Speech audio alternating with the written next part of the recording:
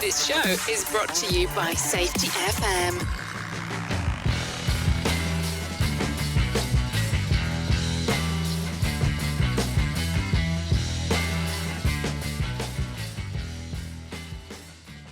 Okie dokie, we are back. Honestly, I think it's really good, but Sherry thinks my trumpet is really shit. We'll see if it makes the edit and then we'll know. But when I did hear a proper trumpet the other day, I was like, oh, yeah, probably because that was a real trumpet. Anyway, hello, Peter. Welcome. Good afternoon, James. How's your week been? What have you been up to? That is a great question. This week has been incredibly exciting because it's been the Health and Safety Event Week. So this is I'm going to say the premier event. Other events are available, but this has very much been the event that has been kind of on my radar for the first half of this year. 3-day big event down in Birmingham, of which we were down there for 2, and it has been busy. Oh my God, it has been busy. My brain is just like depleted in terms of everything. Honestly, my social battery's drained from seeing everyone. My ability to absorb information has been drained. So honestly, James, we'll see if I can string together a coherent sentence through this, and let's see what happens, mate. See what happens. How about your yourself? Your version of a coherent. That's ironic, isn't it? Non-coherent sentence is probably just a normal sentence, Peter. Let me know in the comments afterward. Did you need a dictionary to understand what Pete said this episode? They'll be like, oh, let's get Pete more tired more often and he'll use less fancy words. That's it. It's literally my motto, James. Why use 3 words when 5 will do? That is literally. I love it. I've been up to the same, really. So Monday I had a really nice call with Prakash Sengani from Safety AI. That was really cool, just chewing the fat a little bit. And touching base with him, because I haven't spoke to him since he was on the podcast, which was probably like, I don't know, maybe like 2 years ago, if not longer. It would have been longer because I wasn't consulting back then. So yeah, it would have been. Then we went to the expo for the Tuesday, Wednesday. As you said, my social battery is truly gone because last night then I went to Risk Talk, like safety tech networking thing that Risk Talk had put together. Stuart from Risk Talk had put it together. That was in a place that I don't think I belong. It was a very nice, wealthy little members club in London. The second I walked in, I was like, I do not belong here. Big question is though, James, did you leave being able to play golf? Because that's the real litmus test. I didn't. I left not being able to walk home.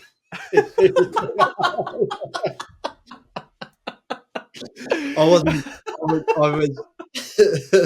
was not that drunk. Do you know, I was wondering why Carly was doing that Koch assessment for a hangover cure. You know, it did seem like it had some interesting bits in it. It really did. So really put in the dynamic risk assessments there, mate. I like it. Happy day. Do you know, it is funny though, isn't it? I love it. Today has been relatively boring getting ready for Berlin, which is in 2 weeks. We're doing, I'm going to rub it in your face actually, Peter, because you can't come. I can't come for reasons that will become clear on LinkedIn, I'm sure, at some point. But yes, I'm very jealous. Very jealous. It looks like it's going to be insane. So good. Yeah. And Rebranding Safety are doing 3 live interviews for the podcast there, and we're just sorting logistics out for the 3 people, but we will be, as long as nothing goes wrong logistically wise, we should be interviewing the one and only Sydney Decker, Juliana Blay, and Jean-Christophe Lecoz as well. So a really nice lineup. So Sherry's designed a banner, and she took a picture of it. I put it on LinkedIn immediately, and then she moaned at me because it was just a shitty photo in our shitty living room, is what she said. I was just like, look, we'll just get the post out there. But with trying to logistically get all of our stand and podcast gear and us to Berlin is proving challenging. But that, in a nutshell, has been my week. Beautiful. So, what a week! It is very much event season at the moment, and just kind of like going out and doing things. I appreciate that it wasn't this week, but last week it was great to have attended and spoken at the British Frozen Food Federation's Health and Safety Yeah. Conference down at the British Motor Museum. A huge fan of the BFFF and very appreciative of the opportunity. So thank you very much, Simon Brentnell, Rupert, and the team over at the BFFF for the opportunity there. And certainly, please do connect with Simon Brentnell if you haven't done already. And if you are in food, definitely reach out to the BFFF, a fantastic organisation with genuinely a lot of really progressive and practical safety work that they're doing.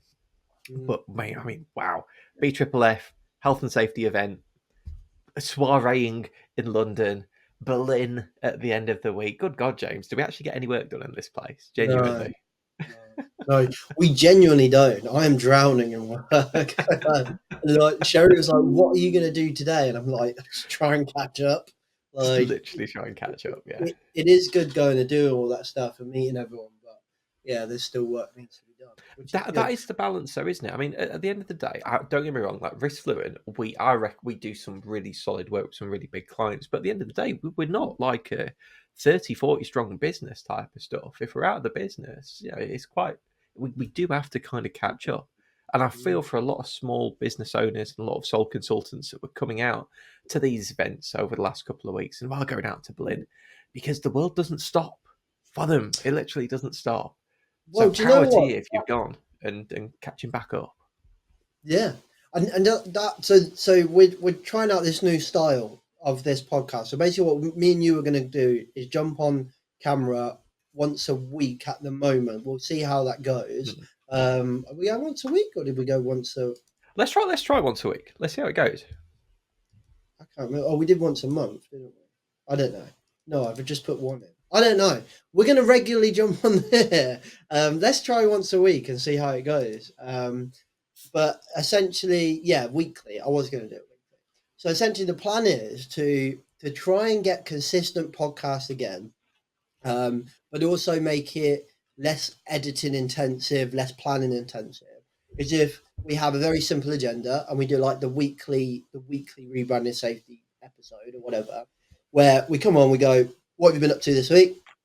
And as you can see, that's going to vary between, like, this week was all about networking and stuff like that, whereas most of our other weeks will be like, well, Peter's been working on this and Jen's been working on it. So I think people will get a nice insight of what we're doing and maybe what the life of a consultant looks like. And also, like, that might help them think about things that they could do to take some action and so on. And then we're going to move swiftly on to the next topic, which is what we've been thinking about this week. And then after we've done that, towards the end of the episode, what we're going to do is take a question from the audience. So what we want to try and do as we kind of do that, as we kind of build with this and stay consistent with it, hopefully people send us in questions and we'll pick one of them random and we'll discuss it for like last 20 minutes of the show or whatever. So we currently have a backlog of about 20 questions that we need to address. So yeah, don't send too many in too soon. So bringing this quite nicely on from what you just said there about small business, that's kind of what I've been thinking about a lot this week, is that we're very lucky in Risk Fluent that we get to work with big brands, that, you know, huge international businesses or like large UK based businesses. We're very lucky to be able to do that. But what I think makes us even more lucky is that we also get to work with really small businesses. So we tend to work with like the lower end of the medium size or the upper end of the small size of business. And to be able to see that small/medium sized business and also the huge global monsters that are more like countries than they are companies, and compare the two, I find really interesting. But the one thing that has not been able to leave my head this week while sitting at the expo and listening to all of these things, and then also going networking last night with predominantly big brands, was a bit of a safety as imagined gap, I think. And I don't think it's a bit of a gap. I think it's a huge gap. I felt like everything we're talking about is very far removed from the world of a small business. And something like 80% of the British economy and the world economy is going to be small businesses, if not micro. Oh yeah, SMEs are huge. Was it? I think it's last time I checked. I want to say it was 5.5 million SMEs in the UK, small and medium enterprises, and they make up over 99% of the UK's private sector businesses in the UK. Like, it is, there is just an astronomical amount of these small and medium businesses that are churning out products, services every single day, bringing us on. And I'll Yeah. be honest with you, 5.5 million businesses, how many of those do I think have good safety representation? Literally, probably 1%. Literally, probably 1%. Yeah, I agree. I don't think they have the money, the resources to get someone, because the what I see happening is that, which is a good thing, by the way, that safety professionals being paid more, right? Which I think is a good thing. The value of the safety professional is increasing. And I think that's really nice to see. I wish it happened when I wasn't paying safety professionals myself, but hey ho. I don't.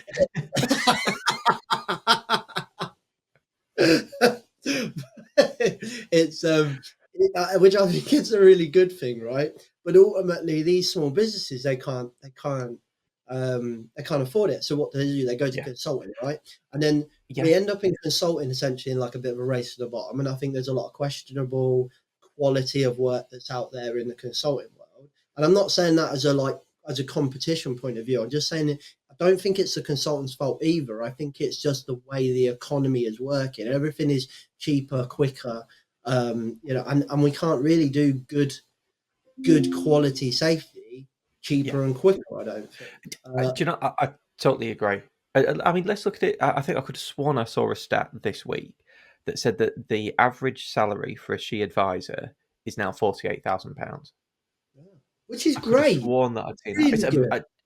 Fantastic, like genuinely, absolutely fantastic. I mean, I started my career back in 2016 as my title, I say career in safety, but I was an assistant health and safety manager. So that was down in Hilton hotels, because literally anyone could just see my kind of my work experience on LinkedIn, and it was £24,000, literally like £24,000 a year for working in London, down in Park Lane. And don't get me wrong, like at the time, I felt pretty thankful for being able to get £24,000 to do it. But at the same time, I could live in Zone 2 literally in Camberwell for £600 a month for a 1-bedroom in a 4-bedroom like shared flat, and I had all my bills included, and I had a king size bed in there. It was a steal. It was an absolute steal. But I mean, geez, to say that in the space of less than a decade, that type of starting salary has probably doubled. Wow. Throw in inflation in there as well, business rates. Hell, electricity and gas hasn't come down for a lot of brick and mortar businesses. Rising costs of insurance, rising costs of fuel. Suddenly, having to pay, even let's say on the very cheap side of stuff, let's say someone gets someone really green in, and we're looking at like 36 type of thing, super green. That's still a lot. There's still loads of money. And you've got so much development that's needed on top. How much do you think? So I come into safety with no safety qualifications, so nothing. I was as green as green. I wasn't even green. I was like burnt yellow. You know, like when the grass hasn't been fed. That was the kind of green I was. Right.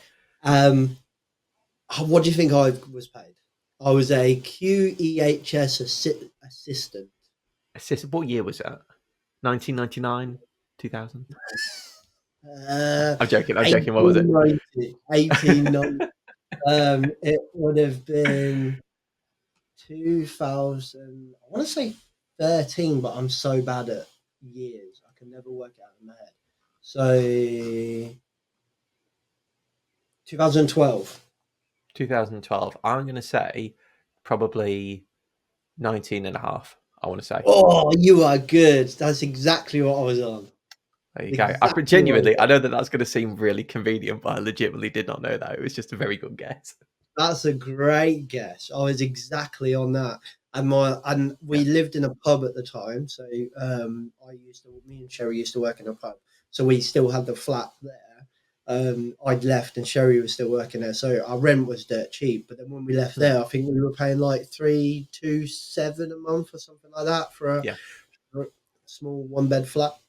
Do you know, it's just crazy how much stuff's changed now, isn't it? I think, again, I'd seen a statistic to say in London that if you wanted I can't tell you what zone this extends out to, but I could have sworn again it was a 1-bedroom studio type of thing, £2,300 a month. Like, as just the average cost. I just, jeez Louise, like crazy stuff. Crazy stuff. And I just felt this week, like, whilst everything that we're talking about is really good, I just felt a country mile away from the life of a small business. Yeah. It just felt miles away. Massively. So many. Do you know what's funny? Obviously, we've got the upcoming implementation framework, and what I'm about to say next isn't literally meant to be a hard sell or anything like that. But I've loved the conversations we've had about capability, time, quantity, quality, cost, capacity, and culture having such a profound impact on how businesses actually implement things. But as I say, like when I was in my first single site she advisor job, literally my budget for the year was like 50 grand. But a big chunk of that had to be covered by indirect overheads for the cost of the team. Like that which was basically my salary, right? Now, geez, do you know what I mean? Like you're talking you're talking at a small business that might only be having a tenth of the turnover of that site that I used to work in from a pure revenue point of view. They're not going to get 50 grand to spend on a member of staff. Hell, they might have 5 grand worth of stuff. And realistically, even if they're getting consultants in, there's still not only the cost of implementation, but there's a cost of sustaining that implementation as well. Yeah. I mean, I tell you what, James, genuinely, do you think that health and safety consultants should do more for talking about business acumen with their actual kind of SME clients type of thing? Do you think it's our place to even try and contextualize more about what we do in the context of profitability? No, I'm not saying loss, because like cost avoidance is a classic argument here for why you should do safety, but I'm talking like actually how do we enhance profitability through what we do? I think if we want to be relevant in the future, I don't think we have a choice. But like, I think as much as we can, I don't know, it's probably controversial, right? But like, as much as we can walk around and say that health and safety is important, I think we all would agree we don't want to hurt anyone. But the problem is that we think we're not going to hurt. We don't like, if you don't get, you get a stuntman and he goes and does this massive jump over a building. He doesn't think he's not going to make it. He thinks he's going to make it. If you get like a boxer and she walks into the ring and she doesn't think she's going to get knocked out, she thinks she's going to win 15 rounds or whatever, right? So my point is, our mindset is that we don't think it's going to go wrong, we think it's going to go right. So when we say health and safety is important, I think we genuinely believe it. Like business owners, I think all of us genuinely believe it, but what we think is that we'll be fine. So we have a bias towards it's going to be fine, but profitability of a business is literally what it exists to do and be. Therefore, it's constantly on our mind.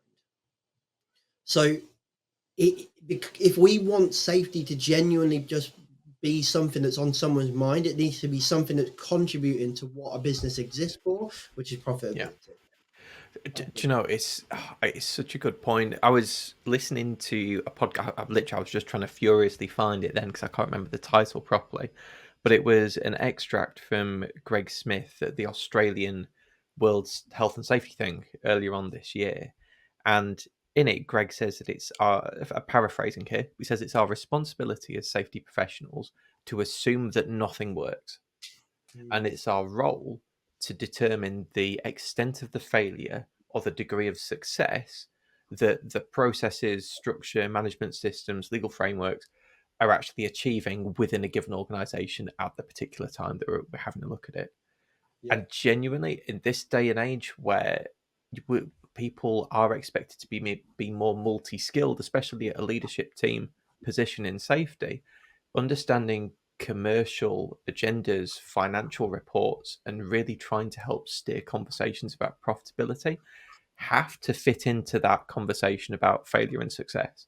It cannot be siloed. It simply can't for the long-term professional enhancement of health and safety.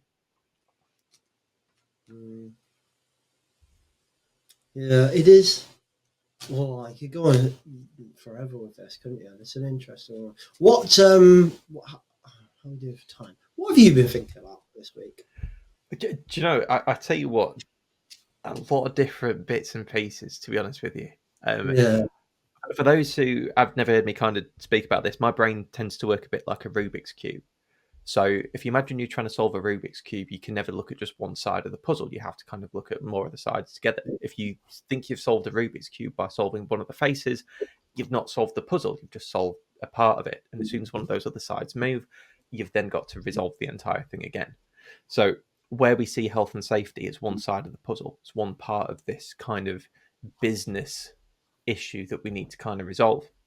So I've been thinking about a load of different things from different podcasts that I've been listening to up and down Birmingham and out and about this week. So I've been thinking about blood work, following an amazing episode of Speak with Elisa Lynch, Crystal Danbury, and Chloe Hughes. Actually, I think Chloe might have changed the last name now. Apologies. But Chloe is the global wellbeing lead over at Rolls-Royce, and she's previously been on Speak. But it was, again, oh my God, James, every time I listen to Chloe, Lisa, and Crystal, I think, good God, I just don't know enough about women. Genuinely, just about women's health, women's physiology, and what that means for effective health and safety in the workplace.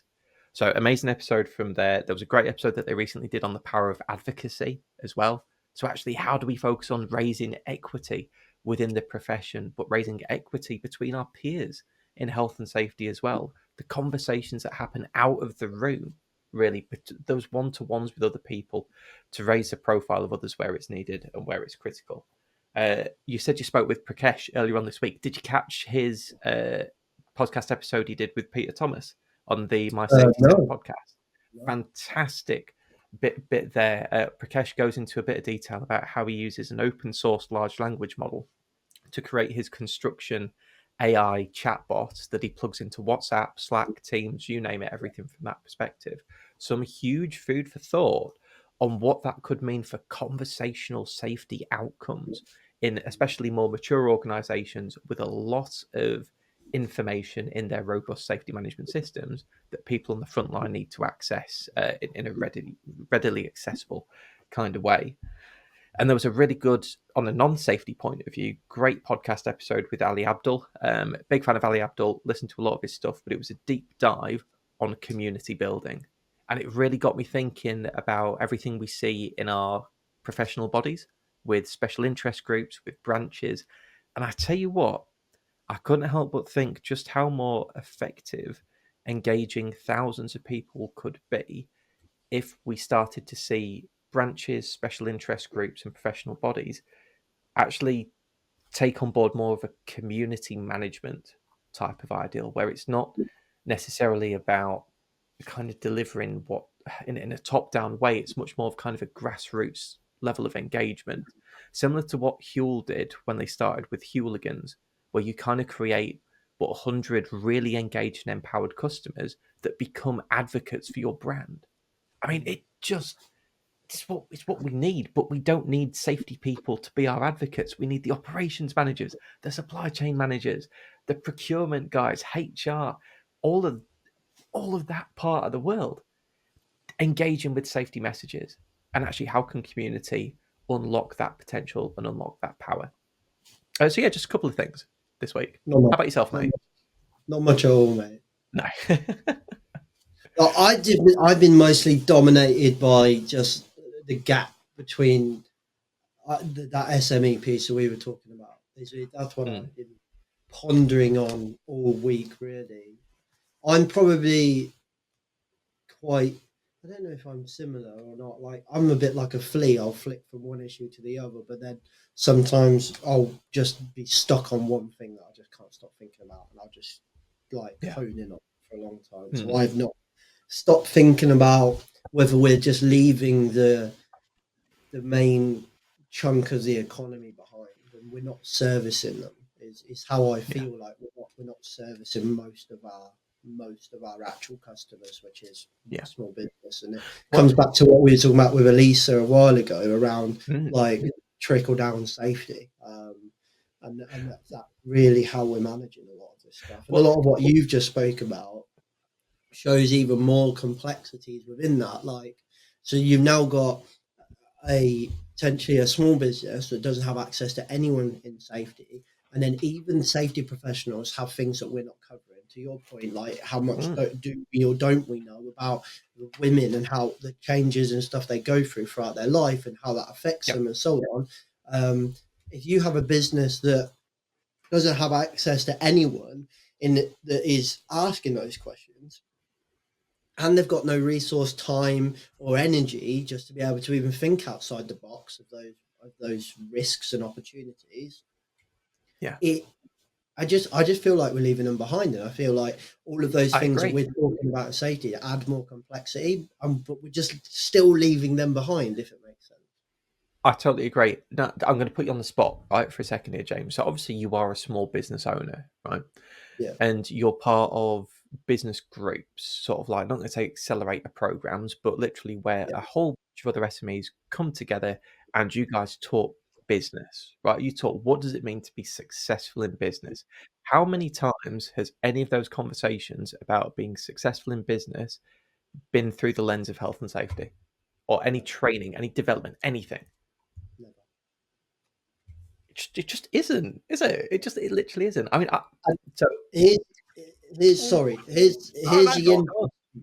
here's the interesting thing about this, right? Is I think what we'll do then is we'll automatically say, to make ourselves feel better, that's because they don't care about their people, and that's not what I see. So we're in one mastermind group that's trade based, and we're in that as a sponsor. So we go there to help provide advice, basically. So we literally pay to go there, and we give advice for free for two reasons. One, marketing and sales, right? I want to generate leads from there. But the other one is, if they don't come to us, at least they're getting some advice at some point. Yeah. So we sit in this mastermind and we give them some advice. So there's that one. So that's a room of anything from big, like I say big business, but they're not like, they would still be like quite small businesses, but big in the world of small, if that makes sense. So like 20 vans on the road kind of thing. And then we're in a couple of other mastermind groups where I'm a customer, or I'm actually there being coached myself, and then another networking group as well. So about three different groups. I don't see a room of people that don't care about their staff. I see a room of people that constantly talk about looking after their people, doing the right thing for their people. They just don't connect that to safety. When they do talk about safety, it is compliance that their clients are demanding. Oh yeah, that is a conversation of safety. It's not seen as something to look after their staff, because they feel like they're just looking after their staff, if that makes sense. It would not surprise me if the majority of, and this might be a little bit biased because it's some of the type of SMEs that we deal with, that their only experience of mature safety comes from the content of a PQQ that they have to fill in, that they get sweet fuck all support for once they've actually answered any questions. And it's almost infuriating. It feels like it's such a wasted opportunity. And I'm not trying to call out big businesses here by saying, hey, if you issue out a PQQ, you have a duty of care to your tier 1 or tier 2 suppliers to help them through health and safety. I'm not saying that. But what I am saying is that if we really want to see systematic change and improvements through the SMEs across the UK, good God, geez, start with PQQs that actually mean something rather than just being an arbitrary procurement test for ticking a box. Well, I think it does go further than just. So I think we have this conversation, right? And so one of the keynotes I went to watch literally said, we'll help our subcontractors with their rounds. Ooh, we won't do them for them, but we will help them to make sure that they're good. And it's like, why do we feel like we have to say we won't do them for them, but we will give them feedback? That's not how they see it. How they see it is they do some rams, you tear it apart with red pen all over it, and then they go back and they change just the things that you ask. They don't learn anything. They don't get coached or anything like that. But that's not how risk assessment is supposed to be done. That's not how plan, do, check, act, and all of that's supposed to be done. It's supposed to be a collaborative approach. like where we're all going, hey, this is what we're doing. How are we going to do this? How are we managing our risks together? I don't see that, particularly in construction, but really anywhere. Because if we're talking about SMEs, that's pretty much what we're talking about is construction, most of it, because it's just contractor. I don't see a collaborative planning approach where we are proactively talking about how we're doing the job and then managing risk and mitigating it. I see a process where they kind of do it, but it's not in a systematic. It's like, let's plan the job to do the job, right? Cool, we've done that. Now let's do all the safety stuff so that we can get over the line and get started. It's like the safety stuff isn't, so they're kind of planning it and doing all of the risk management in a way, but the safety stuff that is not connected to that. It sits So out the side of the compliance process. I totally agree. And I think that at a fundamental level, it requires us changing the entire concept of being a mature organization who engages with safety. Like, we literally need to change the definition. There was an amazing conversation with James Pomeroy, and he was leading it with Carl Simons from Field and Bridget Leatley, and it was about the Irish future of work. What do you call it? Big report that had come through. And one of the top things in there for that's it. Yes, that's the one. That is the one that you just held up there. And one of the, I tell you what, James, do us a favour. If you can, you open up the page on the call to actions, and I think I want to say it's like page. I want to say it's like page 7. Yeah, I want to say it's like page 7 or something like that. It's literally, there's like the calls to action that goes across OHS professionals, businesses, a couple of other different bits and pieces, but we're looking for the call to action for OHS professionals, because these I mean, that's our audience, right, as part of this today. Have you got it? Yeah. Can you just read out what is the top call to action for an OHS professional?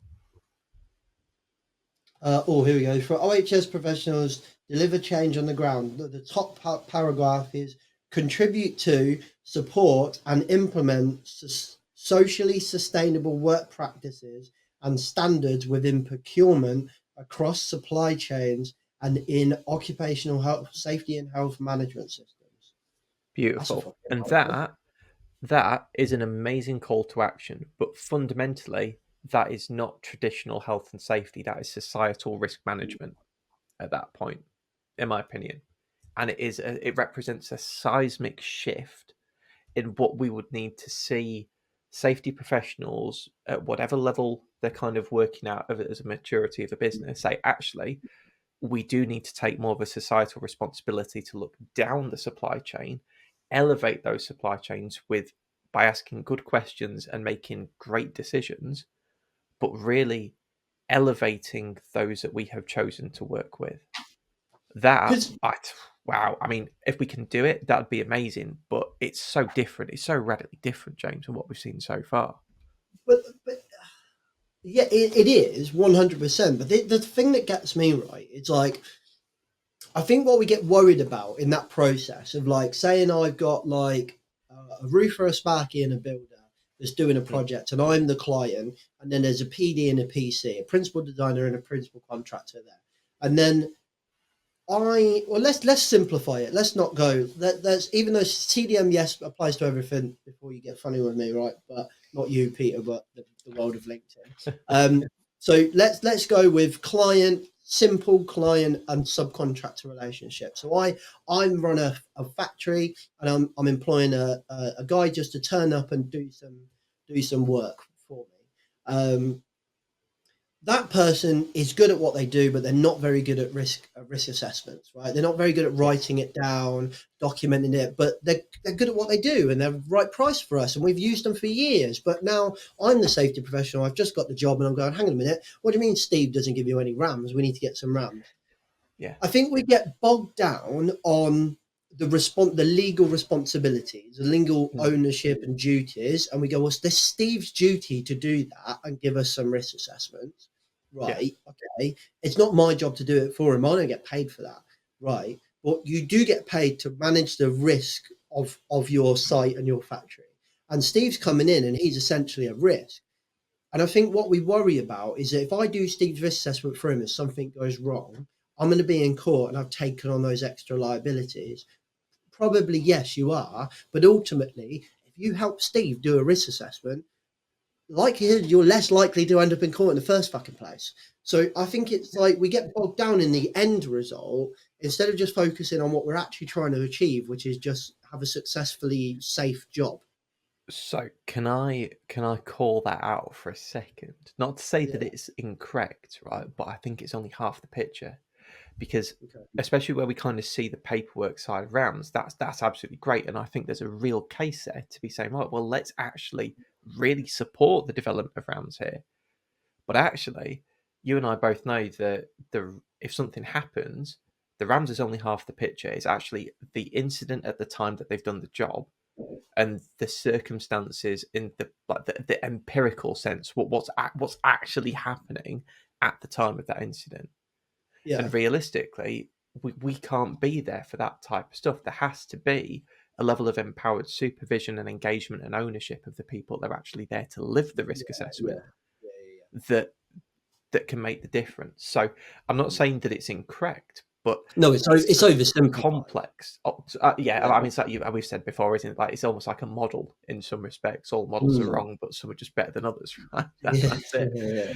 So I totally get you, but you've got me thinking. There was so I went to an IOS Yorkshire branch event with Paul Verico from Evershed Sutherlands the other day, and he had a kind of a bit in there about the positive impact on educational performance of kids in Africa.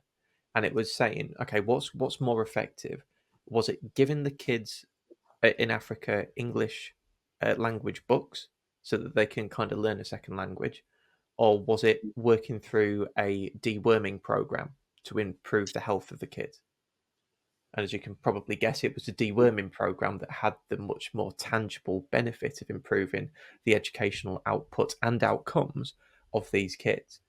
So it gets me thinking, when we say, hey, you can do these rounds, we've given you a bunch of guidance. Nice, you're on your way. Is that just the equivalent of giving kids in Africa English books?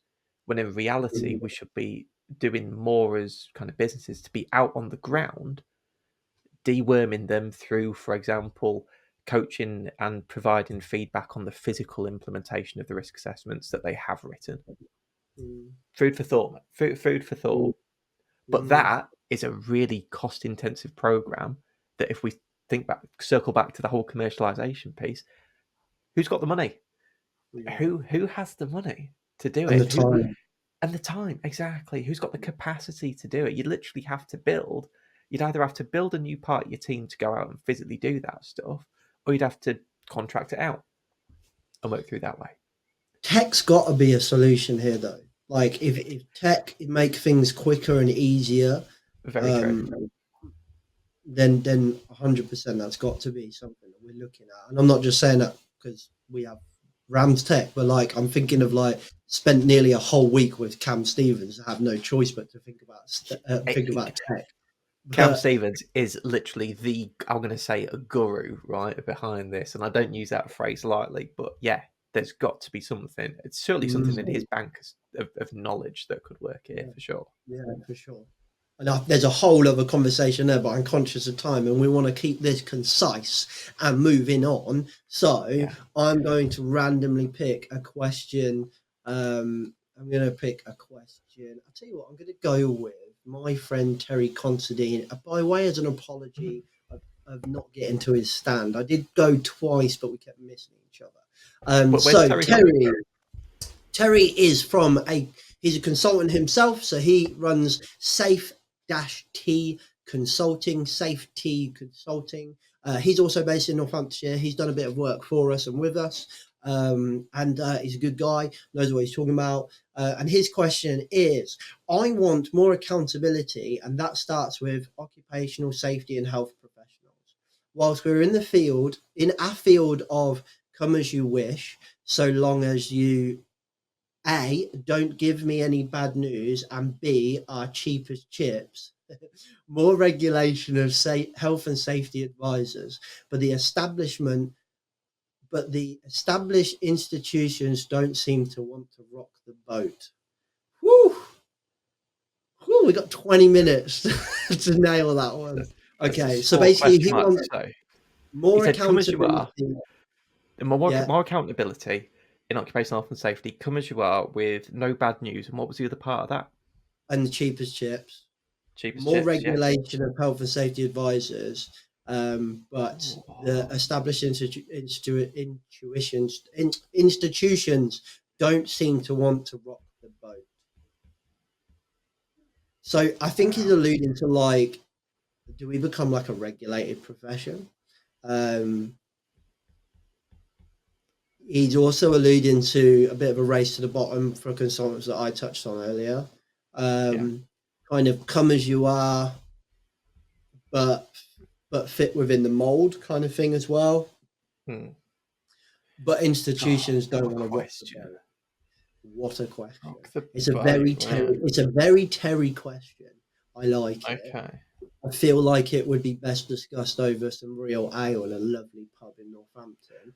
Go Gotcha. on. Now, no. It's just that there's a lot to unpack, Yeah. right? As part of that, a lot to unpack, and there's a lot that it alludes to, as well. Like, without wanting to be controversial here, is health and safety a profession in the first place? Not to take kind of a Simon Cassin approach to this, to kind of deconstruct the question itself, but I think that there's two sides of the camp. One says, well, we can't be a profession in the same vein that it's not like a doctor type of thing. We don't do a Hippocratic oath to safety at the very start, and that becomes our guiding light as part of things.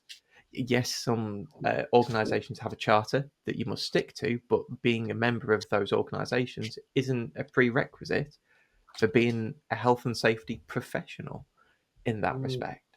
So I can see where the need potentially for saying, all right, do we need to become a regulated health and safety profession comes from. But wow, what's your knee jerk thoughts, James? What are you thinking?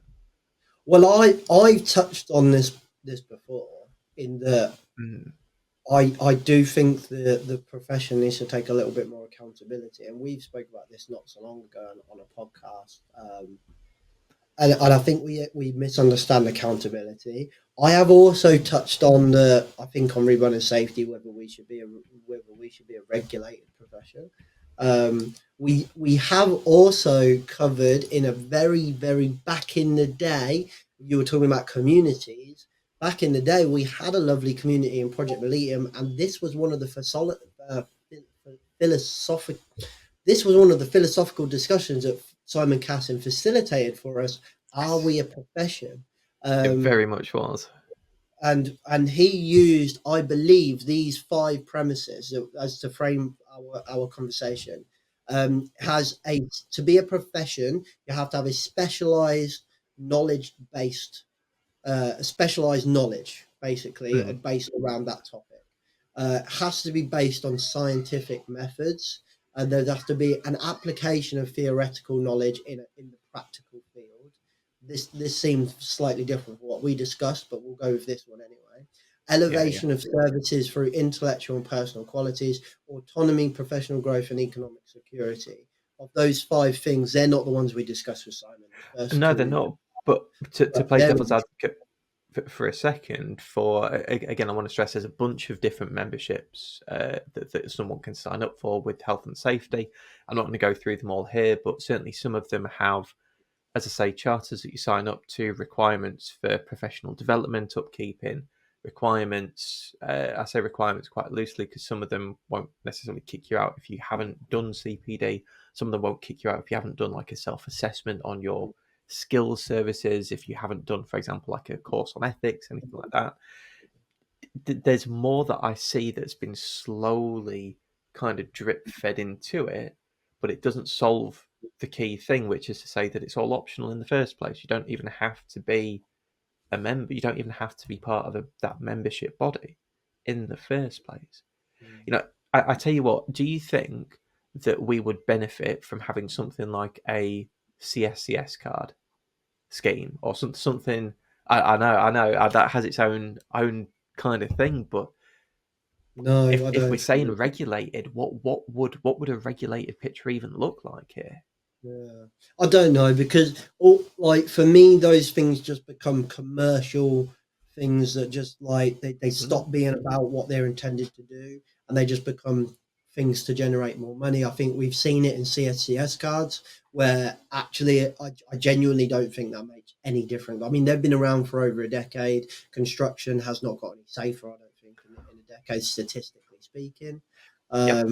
I So, yeah. I think we've seen the same in SSIP, where a great idea, I think from its original source, is a great idea. In the world of an SME, it's nothing but a pain in the arse, and it achieves very little from a point of creating a safer environment. So, what are our outcomes? What are our desired outcomes versus our outputs? Our outputs are badges and cards, but our outcomes, are they safer environments? I'm not 100% sure. So let's take that kind of outcome bit here and apply it to the first part of the question. Bring, or basically kind of make accountability greater in occupational health and safety. The question is, where should that accountability lie, or who's best placed for it? Is it a third party overwatching organization? Is it the HSE? Or actually, should it be self-regulation, self-accountability, where we strike ourselves off? Or should it be the customer, the client? So I think we need to probably, again, we're gonna run into like a casting. I'm gonna do a casting on you now, right? First we Oh, have okay. to first we have to define accountability. Because Yeah. for me, when we have these conversations, I think we think when we say our accountability is like punishing someone for not upholding the standards of the profession. So we take legal action, right? That for me is not accountability. That for me is culpability. So how culpable are you for your behaviors? Accountability for me is the profession just holding the fucking hand up and just going, hey, this is not very good, and I did that. Yeah. But I want to fix that. If I talk to a customer, and we talking about this whole blame and accountability thing and culpability, like, oh, I need to hold someone to account. I'm like, you can't hold someone to account. They can hold themselves to account. You can define the standard, and they can hold themselves to account. But what you can do is define whether someone is culpable for not adhering to those standards, because that's your right as a business owner. You break a rule, you think that rule is, regardless of the context, you might go, I don't give a shit, Peter's broke the rule, he goes, fine, that's you're allowed to do that. You're a business owner or you're a manager, you can do that, right? You break a rule, you run the risk. Accountability is the forklift truck driver getting off and going, shit, my bad, peeps, I'm really sorry about that, and getting involved in the conversation Yeah. to improve it. For me, that's accountability, and I would So, like to see more of that from the safety profession. but I'd say that you really touched on way more about integrity. And I'm not saying that the two are mutually exclusive here. I think that they are really tied together. But Yeah. where we have high levels of accountability and integrity in occupational health and safety, usually we would never see those publicly shared, because at the time when accountability and integrity is needed most, there's probably a metric shit ton of liability that's going to be attached to it. Yeah, true. And as a result of that, because of the nature of what we do, I don't know if we'll ever see it. I don't know if we'll ever. A part of that, it's a classic example. How many times do we see case studies from successful implementation of health and safety initiatives, just generally speaking? Because I think we see hardly any that come out where someone said, "Hey, we had this really big legal, moral, or financial issue to do with health and safety. Here's how we weren't compliant, and then here's what we did to become compliant." It's just Mhm. this just doesn't exist. It just, and I get why, but at the same time, we talk a lot about aviation when they've got all the hazards and near miss registers, and how there's a really beautiful level of, on paper at least, open conversations about what can go wrong and what needs to be done to fix it. But there's nothing like that for health and safety. I can't go on a repository right now and say, cool, let's have a look at all of the serious near misses and hazards that have happened in manufacturing or in agriculture. I can't do it. There's nothing. There's literally nothing. So, I mean, do we need to change the entire system? Do we need to literally break the entire thing down and say, actually, for the good of literally everyone here, the whole profession, doesn't need to be more accountable. It doesn't need to have more integrity. It just needs to be way more transparent without the risk of being prosecuted or have your share price tank, which again is going to be very difficult to do, through sharing something bad that's happened that you've made good, or something good that you've done that you've made amazing. Here's how other people should do it if you follow ABC. It's a problem that like, because like the body that regulates the profession per se, we're not a regulated profession, but the body that Are we going to say which one regulates, that is? Are we alluding to the? Okay, no, so in the context of the globe, there are many different yeah. regulators for health And and safety. Got if you. said, so not just in the UK, like all of them, right? Yeah. Because what we literally were talking about the professional bodies within safety around the world with Cam and Stuart, whereas they were talking about a lot of the frustrations the safety profession has with the professional body in the UK are echoed in Australia and in America. And Cam said, I want to go around the world, and everyone says the same thing about their professional body. Now, I can't speak much for the ones around the world because I've lived a very sheltered life. I can only speak Yeah, for the likewise. UK, but I assume they're all very similar. Is it that when the second they become a commercial entity in a way that they take sponsorships or things like that, is that when it becomes different? So should it not be a professional body? It should be a government regulated body in a way that the HSE don't take sponsorships. They need to not get their revenue from other means. The problem is that I'm saying a lot of words and not making much sense, right? So if you have a membership organization, it's really hard. Having tried to build one myself and not gone very well, it's nearly impossible to make enough money to cover the costs, because as you grow, the work expands exponentially, but the revenue doesn't expand. So you have to look for forms of revenue in sponsorship by being commercial. So what I'm saying is I'm not saying they should stop being commercial, because they can't stop being commercial. But my point is there's a trade-off that because they're commercial, we can't regulate. To Terry's final point was the institutions don't want to rock the boat because they can't rock the boat. I agree. Do you know? I think that's actually probably a very fair assessment of it. I'm sure that if so, I think back to my degree was in environmental health. I spent 4 years doing my degree, and it was literally I started pre-austerity, and genuinely, when austerity hit in the UK, we saw a big shift on the narrative going from education to leaning more toward enforcement. And over the last 14 years or so, I've seen education become eroded at the, and it's not even an expense because it's at the profit generation of enforcement, because that's where the regulators, that's where a lot of local authorities are being pushed into, because there just isn't the money to do anything else. And it comes back to what we were saying at the start, where actually highly mature organizations should be looking at societal risk management rather than reactive risk assessment or reactive activities. It should be way more proactive in terms of that societal thing. And I think you actually alluded to it at the very beginning when you talked about some businesses being like the size of small cities. Christ, at some point, literally the UK is just one big business, Yeah, right? it is. Yeah, It is literally one big business yeah. that we all happen to work between. So, at the kind of the highest levels, I think what we're really saying here, James, is that to empower the institutes globally to take ownership and to improve accountability and to stop racing for the bottom, we need to see a seismic or paradigm shift toward a global government's approach to societal risk management, improve education, improve engagement, improve the deworming for health and safety, and actually make some bloody tangible changes along the way that are supported by strong funding. Do you know what I find interesting about this, right? Is that Go on. And this is something that I used to say quite a lot actually, but I haven't said it for a while. I think that we don't change because we think someone else will tell us to change.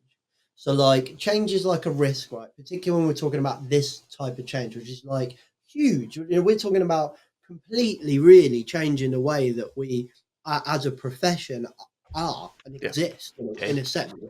And I think, and I always use this really crap analogy of which I now start to question myself whether it's actually true, but let's just go with it in case it is true, right? In that Barack Obama, in his earlier, I'm pretty sure I got it from one of Matthew Syed's books. But anyway, they didn't support gay marriage in America when he came into power, right? But yet legalized it within his term. So he legalized it, yet when he came into power, he didn't support it. When did he change? He changed when the polls said the society supported it. So it was society that made the decision that enabled him to change. I think we think that positions of power make change. It's not. It's the mob, right? As they call it in Gladiator, right? It's the people, it's society that drive change.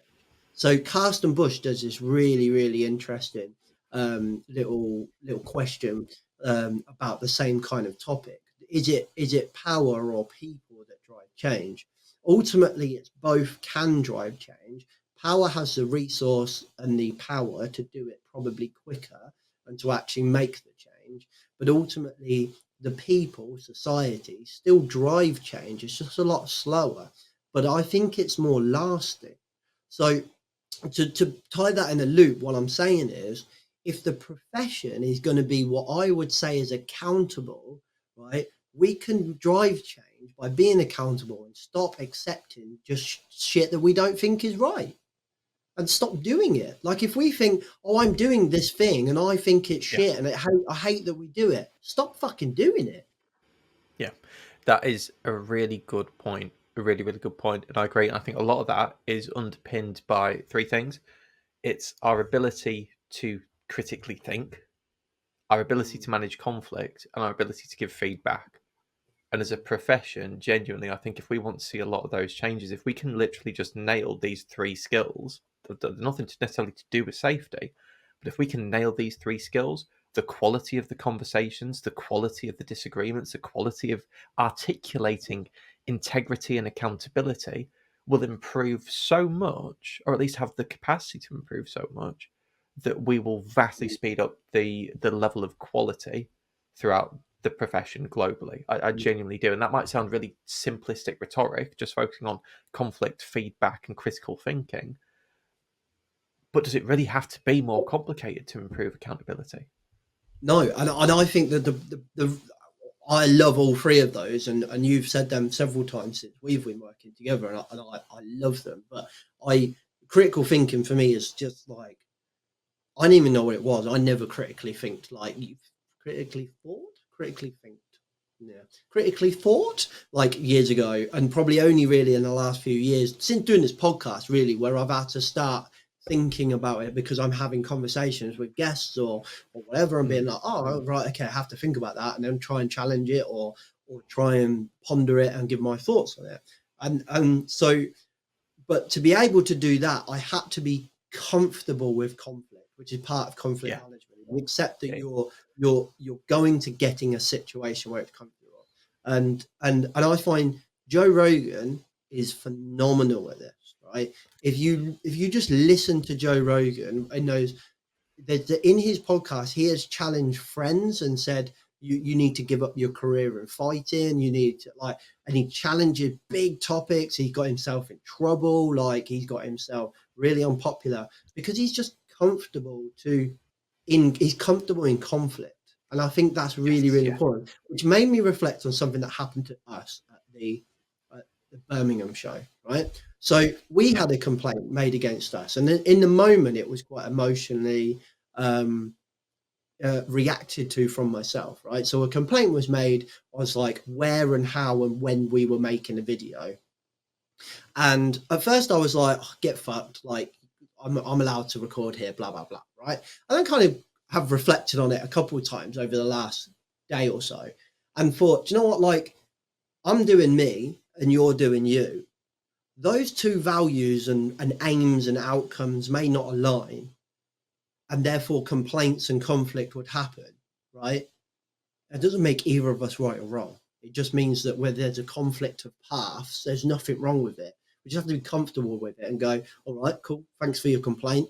I'm not going to change being me because I don't want to, and that's my values. And you ain't going to change being you because you don't want to, and that's your values. Cool. We'll just fucking coexist. And Simon Casson finished his panel with exactly that thing, where we talk about values and stuff. And he was like, the question is not about finding values that align. The question is about asking yourself whether you can exist with that person's values and your person's values, even though they're different. Yeah. And that, genuinely, I absolutely love it. And that genuinely fed into so much of the mindset that I had listening to Crystal and Elisa's podcast, all about advocacy and allyship as well. Having the confidence and the capability to challenge the values of another person or another group or a team of people, to stand up for those who need it, to raise equity, to raise conversations about equality where it's needed, and to basically push against a status quo or find compromise, or even in some cases adapt your mindset to fit in to the needs of the audience that you're engaging with. James, oh my God. What? I really enjoyed that conversation. We've gone 1 minute over an hour. But To go nip it in the bud, but yeah. Wow. We're going to have to nip it in the bud. I really like that little structure, actually. I think that worked quite well. I think we covered a lot. We've had some really good conversations. A couple of things I wanted to nail out. Does this mean we're going to stop having guests? If we do this every week, does this mean we're going to stop having guests? No, it doesn't. We've got a lot of content that we got from the Birmingham show, which we're still going to put out as podcasts.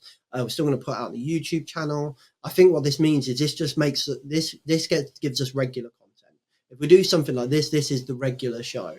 But this show stays consistent. We can still hopefully have more interviews and more broader conversation, produce more content, but easier and more streamlined, which I think is good. So the interviews will be bigger, I think, because this show is the consistent one that I sit on. Very true. And I want to probably stress as well, this show will probably be less edited, I reckon, than some of the interviews are, where we can kind of go back and forth between different bits, and the conversations can be quite long. We need to keep them a bit condensed. But yeah, I reckon sticking to this format, bit more unedited, bit more off the cuff, so to speak.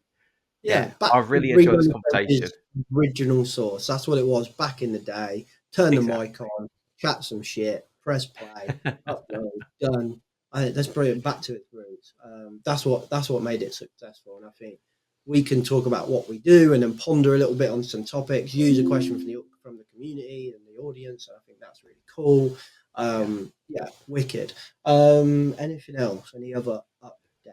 I tell you what, I'm just well excited to get the content out from the event, health and safety event. I cannot wait to see those videos and listen to some of the extracts come through. Proper mint. We chose 2 questions from the comments, which is where we put a post up saying what are the big questions. We had 22 comments on that. 2 of them weren't comments, they were just comments. The rest of them were questions. So we've got 20 questions that we can go through in here. 2 of them we used in a video. So one of them was from the legendary Dave C, who was about safety as a prefix. Sorry, Peter, go on. I was going to say it was combined with Alan Woodridge as well, sort of like a hybrid between Dave C and Alan Woodridge. Nice one. So I'll read out Dave's, you read out Alan. So Dave's was, how does using safety as a prefix or an adjective make whatever follows any different or special rather than myopic and moronic? We chose to leave that one. That we did. So we kind of sort of segmented that with Alan Woodridge's, which is, why do we use the word safety or safe when really we're dealing with risk and capacity? Are people led into a falsehood by the term? Is it time to lose the term in all our communications? So we kind of mixed those 2 questions up together to really ask if safety needs to have the safety prefix. Actually, is that representative of what we're actually doing? Awesome. And then the other question that we did in the videos, which, like Peter said, will be coming out, was from the president of IOSH himself and the head of health and safety at Mercedes, AMG Petronas Formula One. Wow, that's a title. It is a mouthful. If 50 years on, his card, it's literally like a foot long. It's great. It's like when you have a magician pulling out coming out. Yeah, literally, that's it. Fuck it now. From Stuart Hughes himself, if 50 years on Robins did his report today, what do you think would be his most interesting / radical recommendation? So we asked around 8 people, I think, that those 2 questions, maybe more, maybe less. We're going to make one video with kind of bits of all of it, and then what we're probably going to do is put out individually everyone's individual responses, so you can hear everyone's full response. But then what I'm going to do is probably make a shorter video of clipping everyone's things. And then we've also got some recorded like clips of keynotes, which I think me and you are going to try, if we find some time, make a video about those keynotes and then use shots of that overlaid our discussion about it. So yeah, lots and lots of I've just noticed that Dave sees it someone must have replied to him, and then all I can see is him saying, block me if you can't see past my tone. That's like fucking hell. Anyway. Just God. If you want to find someone who's comfortable with conflict, Dave C himself. Yeah. So yeah, lots and lots of content coming from the last 2 days. And then we're going to have lots of content coming out of Berlin as well. So hopefully this is the comeback of Rebranding Safety. Everyone who's stuck with us over the last 2 years where we've been quiet, I appreciate your patience, and hopefully we can be back to our full form. Very true. Let us know what you think of this new structure. Let us know if you've got any questions you want to pitch to us as well. Yeah, we have a laundry list, but to be honest with you, give us your questions. Let's see if we can get some of these in, because we might end up doing kind of a quick fire, rapid fire, dozen questions in an episode at some point. Try and just get some really good answers out and try and answer as many of these as we can. But there is no such thing as a stupid question. And I tell you what, don't be the change you want to see. Be the safety anarchist you want to be. Right? And ask us the questions that you want to do. Also, they don't have to be big, like change the world questions either. If it's like genuinely a technical question, being like a broken collarbone, riddle or not, like, mate, I would quite enjoy a little question like that, if I'm honest. But yeah, so send them in. Either DM Peter on LinkedIn, DM me on LinkedIn, email either one of us, James or Peter, at riskfluentltd.com, and just send us a question. We'll add it. I think what I might do is take all of these questions, put them in a fucking spreadsheet or something. Otherwise, I'm not going through LinkedIn. Good shout. Good shout. So I might do something like that. But yeah, thank you very much, everyone, for your time, and I'll catch you next week. Safe. Cool. See you. Bye.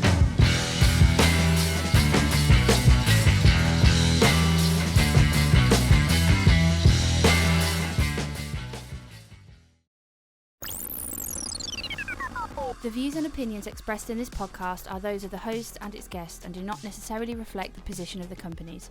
Examples of analysis discussed within this podcast are examples only based on limited and dated open source information and should not be utilised in real life as the only solution available. Assumptions made within this analysis are not reflective of the position of the companies. No part of this podcast may be reproduced, stored or transmitted in any form or by any means, mechanical, electronic or otherwise, without prior written permission from James McPherson.